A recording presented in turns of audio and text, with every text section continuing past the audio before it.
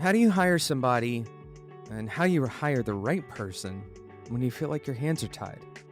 When you can't describe the job position or uh, use the normal recruiting channels? That's what we're going to be talking about in today's episode. We had an anonymous user send in a question because of the sensitivity of his position. But I feel like the question is absolutely fantastic, so I'm excited to share it with you all today.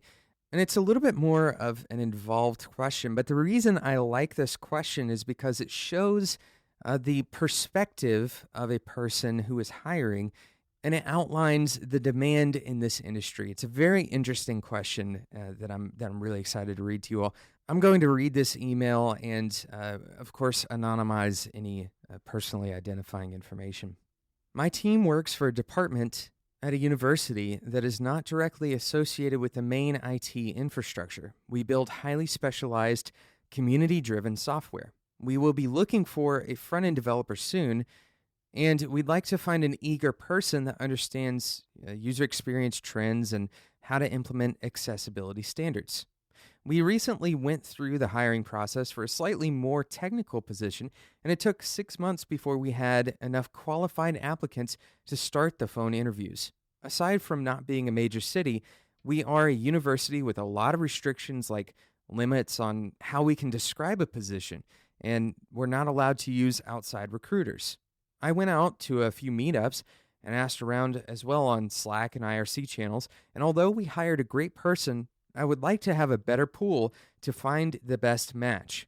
We have a great diverse team here, and we want to find someone that is a good fit, but I fear that with our limited reach, we might not find the right person.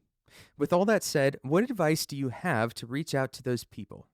I'd love to reach out to organizations like Operation Code or BGC to encourage someone to apply. I'm just not completely sure how I should focus our efforts discreetly.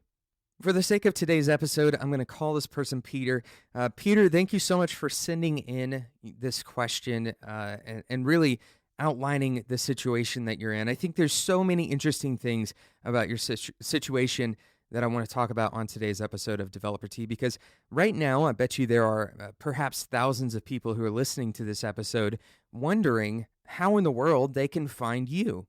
So there is kind of a weird situation that is emerging here where there's a job that a lot of people would like to put their name in the hat for, this UX research position or a front-end developer position, rather, that you've mentioned in your question. There's a lot of people who would like to put their name into the hat, so to speak, and would like to be considered for this job. And on the flip side, you feel like you have limited reach. And so there is certainly an emerging conflict here, right? But I want to take a step back and focus on the framing of the issue and kind of the larger like philosophical makeup of this question and this situation. The first thing that I want to focus on is the phrase, which is really kind of your Peter, your target, your hopeful outcome, which is finding the, quote, right person for the job. Now, we have to, as hiring managers, understand that the right person is going to be difficult to determine even after we've hired them, right? So it's our instinct to want the largest possible sampling to pick from. And this is intuitively not a bad idea. The larger the sample size, the more likely we are to have someone good in that sample. So this concept is derived from a logical underpinning that the more people we can choose from, then the more likely we can have an outstanding candidate for a given job. But Peter, my first piece of advice for you is to reframe the way you're looking at this problem. And instead of looking at it from the perspective of the breadth of your search, right? Instead of looking at the perspective of, I want to have more possibilities, a larger number of candidates, I want you to also consider the depth of your search. So your limited pool, the limited pool of people that you can reach, how deeply are you reaching those who are already outstanding in that limited sample size? So, for example, for you at the university where you are, It's very possible that there are people at that university who are both adequate and perhaps outstanding candidates for this position. You also mentioned something really important to take advantage of, and that is that you have an existing great team. Now, the reason you want to take advantage of this, or rather the way that you want to take advantage of this, is to use that team for uncovering more people like themselves. Anecdotally, a lot of the people that I know who are in this industry, the way they got into the industry is through some kind of relationship. Somebody passed their name along to the right people and they were given a shot. And once they were given the shot, that's when they proved that they were the right person for the job. So the relationship is what got them in the door. So if you already have a great team, then lean on that team for their relationships. Lean on that team to do in-person searches, to do some kind of networking searches. This is why, on the flip side, for those of you who are listening who are not in Peter's scenario, if you are actually looking for a job, why networking is so important. Matching up candidates to a good position for that candidate is a lot harder than it seems. It's not as simple as walking out your front door and going and knocking on the door of the company that you want to work at. It is important for you as a developer to be networking, always networking. And really what that means is sharing your information with people, letting people know who you are and what you do, the things you are interested in. Peter, I would encourage you to do things like hold events on campus, hold events where people can come and practice those skills. For example, a hackathon of some sort. And so now we can get into talking about different tactics for hiring and for advertising these job positions without going through the normal channels of recruitment. And we've already mentioned that first one. Hold events where you can observe the talent.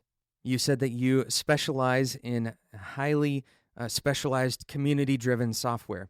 You can hold an event that utilizes the software you create, assuming that there's some kind of publicly accessible API to the student base or to the surrounding community. You can hold an event that provides some kind of incentive for people to come and build hack together projects over the course of a weekend and observe those outcomes. Another potential inroad to make relationships with developers directly rather than through recruitment is to get involved in open source. Have the developers, the team that is already on hand, have them become involved with open source to some extent. And this is going to create bridges between you and other developers, especially if you create something that is open source for other people to use. Then you can start looking at people who become involved in those open source projects. Those people are kind of providing value to your company already, right? They're providing value to your institution already. So if you see people who are interested in the kinds of stuff that you are already building, then you can make that connection right there. You can make that connection through the open source community rather than through a normal recruiting channel. Peter, I also want to challenge you to look at your job requirements rather than looking at them as a snapshot in time. Instead of looking at them as these are the minimum requirements that we need on day one, I want you to look at them more like goals, right? These are goals that you have for this person in this position. Ask yourself this question: how much are you willing to pay for those goals to be accomplished? In a potential recruitment scenario, you may be paying the recruiter thousands of dollars if they actually find a good candidate. Are you willing to pay those thousands of dollars to train an underqualified candidate? What this does is it creates, rather than making your job requirements a snapshot in time, in other words, whoever applies must have all of these things already lined up, you can create a larger pool of people by shifting that timeline, right? So if you start looking for interns, for example, people who are interested in front-end development, but they don't yet understand accessibility, or people who are interested in user experience, but they haven't really had a chance to practice enough to build an impressive portfolio. If you look at those candidates as possible options, right? If you look at them and see their potential to grow. You see their potential for investment and future growth. Then what was previously a limited pool of people, a limited pool of candidates, you're widening that pool massively, right? You're widening that pool by multiple factors because you're creating more vertical time slots, right? You're creating a larger continuum of possible candidacy. This is one reason why I highly recommend intern programs to begin with. An internship is a lower risk investment for you as the company or for you as the institution. It's a lower risk investment because typically it's going to be structured with a firm commitment and a predetermined termination point, right? It's going to end at the end of the summer, for example. So this allows you to hire interns, and they understand that because their value is relatively diminished, because they don't have a lot of experience, they aren't going to be providing a lot of value to the company or to the institution yet. Their compensation package is reflective of that lack of experience. But what it provides for you as the institution is the potential for growing those people into those positions, right? And this is where real deep culture starts to become more and more valuable. When you create a culture of learning, when you create a culture of mentorship in your company, you say you already have a great team. A great team can bring up the right candidates. A good culture quite literally cultivates people into positions.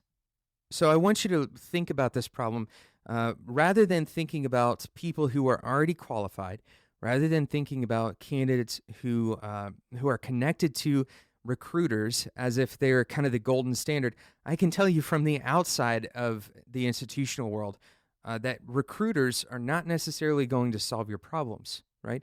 So the things that you don't have access to are not necessarily going to be the answer to your problems.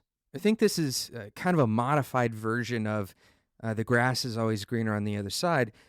Because you have limited access to recruitment or you are limited in some way by institutional policies in the way that you describe the job position, for example, it's easy to think that removing those barriers or removing those boundaries is going to somehow inherently solve some of these problems.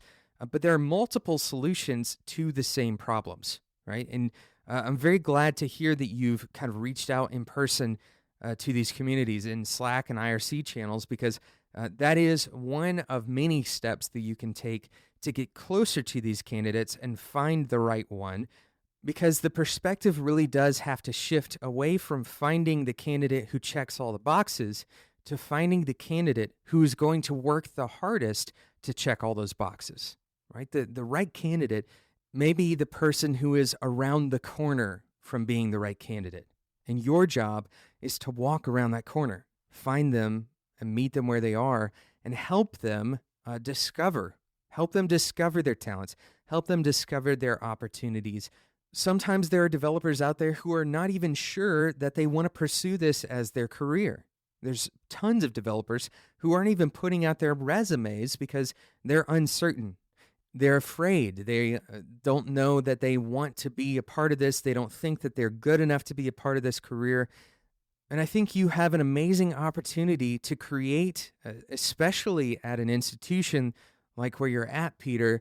I think you have a huge opportunity to create a culture of learning and create a culture of constant investment and cultivation.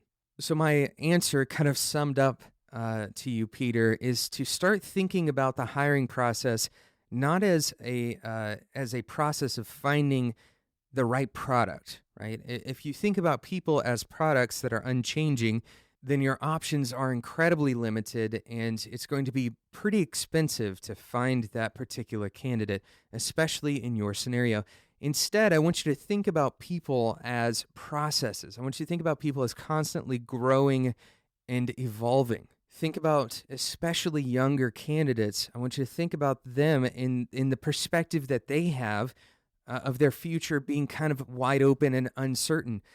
If you become the guide, right? If you start solving the problems of the candidates, if you create alternative ways of finding these candidates, if you do things like these hackathons, if you provide a community atmosphere around the software that you're developing, whether that's through open source or maybe you create an on-campus meetup, discovering talent is a process of creating relationships. And that's really what this comes down to. Discovering talent is the time-shifted version of discovering potential. And that's kind of the walk-away point here, is I want you to look for potential in people and then make it your mission to help people realize that potential. For almost any given position that I've ever encountered in this job, regardless of how intense that position is, regardless of the expectations, there are many, many options for the right person. Very few positions in this industry, including most front-end positions, they are not reserved for some elite group of people. Even though we like to think that that's the case, most of the time, someone who is driven, someone who is excited, someone who is committed, who aligns with your vision, those are the things that are kind of the bedrock for cultivation. And Peter, even though that's not your real name, I hope that this kind of gives you a direction and inspires you to continue making these connections with the people that you are closest to. Continue leaning on your team to make these connections, these personal connections with developers. Thank you so much for your question. I hope that some of this information is new and that it's empowering and inspiring more than it is just more of the same for you. And I would love to have you follow back up with me. Thank you again for reaching out. If anyone else is listening to today's episode of Developer Tea and you're facing something like this, or you're facing another problem that you'd like for me to talk through with you, then please reach out to me at developertea@gmail.com. Thank you so much for listening to today's episode of Developer Tea. One piece of homework for everyone who's listening, and it has two parts. Part one, if you have already subscribed in whatever podcasting app you are using, then go and share this episode with someone else who is in this hiring dilemma, this kind of hiring dilemma, or with a person who is looking to be hired. This should be an encouraging thing for anyone who's listening to this episode. And then part two is, if you're not subscribed, go and subscribe in whatever podcasting app you use. Thank you so much for listening, and until next time, enjoy your tea.